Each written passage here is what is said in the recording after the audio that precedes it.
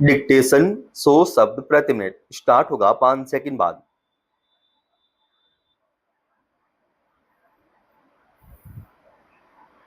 Start. Monsoon की पहली बारिश जैसे ही धरती को भिगोती है, सरकारी तंत्र सुपरिचित रस्म अदायगी में जुट जाता है। वन विभाग, नगर निगम, जिला प्रशासन और स्वयंसेवी संस्थाएं लाखों पौधे लगाने के लक्ष्य तय करती हैं, प्रेस विज्ञप्तियां जारी करती हैं और अगले मानसून तक इस पूरे उपक्रम को विस्मृत कर देती हैं। हर वर्ष करोड़ों पौधे लगाए जाते हैं, हर साल आंकड़े दिखाए जाते हैं, मगर हर बार जमीन पर हरियाली उतनी ही कम होती चली जाती है।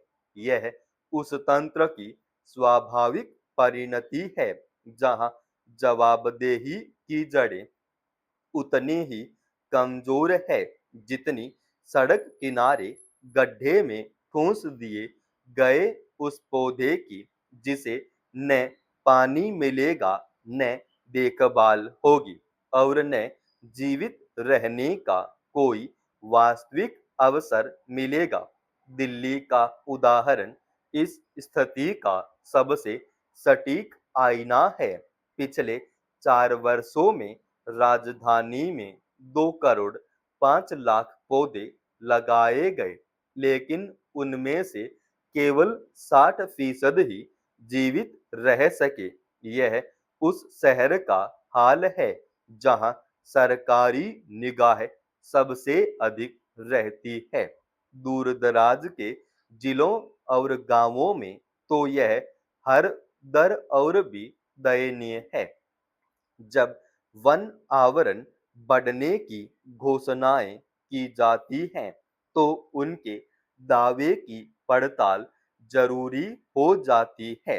दिसंबर 2024 में जारी भारत वन स्थिति रिपोर्ट 2023 में कहा गया कि 2021 से देश का कुल वन और वृक्ष क्षेत्र 1445 वर्ग किलोमीटर बढ़ा है और यह 2023 में कुल भौगोलिक क्षेत्र का 25.17% हो गया है।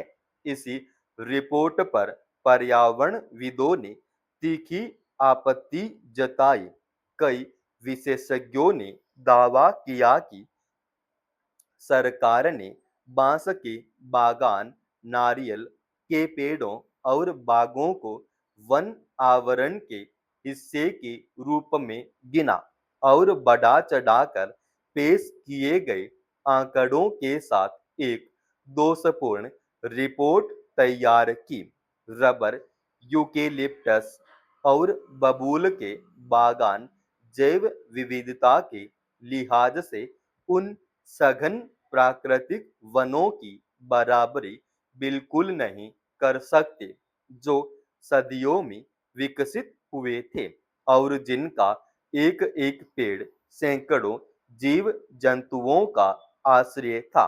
वनों की निगरानी रखने वाला मंच ग्लोबल फॉरेस्ट वॉच के आंकड़े बताते हैं कि वर्ष 2021 से 2024 के बीच भारत ने 23.1 लाख हेक्टेयर बीघा हरित आवरण खो दिया, जो वर्ष 2000 की तुलना में 7.1% की गिरावट है। इससे 1.29 गीगाटन कार्बन डाइऑक्साइड का उत्सर्जन हुआ और वैश्विक स्तर पर वनों की कटाई के मामले में भारत वर्ष 2015 से 2020 के बीच दूसरे स्थान पर रहा, जहां प्रतिवर्ष 6.68 लाख हेक्टेयर वन क्षेत्र नष्ट हुआ। यह तथ्य अकेले ही पूरी बहस की दिशा तय कर देता है। विकास की हर परियोजना, हर राजमार्ग, हर बांध, हर खदान पहले पेड़ों का बलिदान मांगती है।